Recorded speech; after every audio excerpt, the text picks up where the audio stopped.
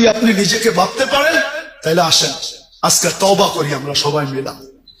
করবেন? হ্যাঁ, শুধু নিজের জন্য না, পুরো উম্মতের জন্য তওবা করি, উম্মতের পক্ষ থেকে তওবা করি। করবেন? চলেন আল্লাহর ঘরে হাত উঠে তওবা করি। আল্লাহ ভুল হয়ে গেছে আমাদের, আল্লাহ আমাদেরকে মাফ করে দেন।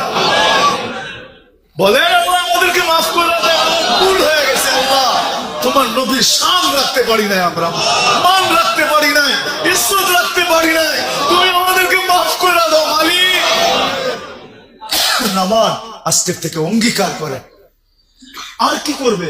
সুযোগ দিতে দিতে তো এতটুকু দিছিলেন যে 10 ভাগের 1 ভাগও যদি আমল করতে পারো, 10 ভাগও যদি আমল করতে পারো 100 ভাগের, তারপরও তোমরা পার পাওয়া যাবে, 100 নম্বরে পাস করবে।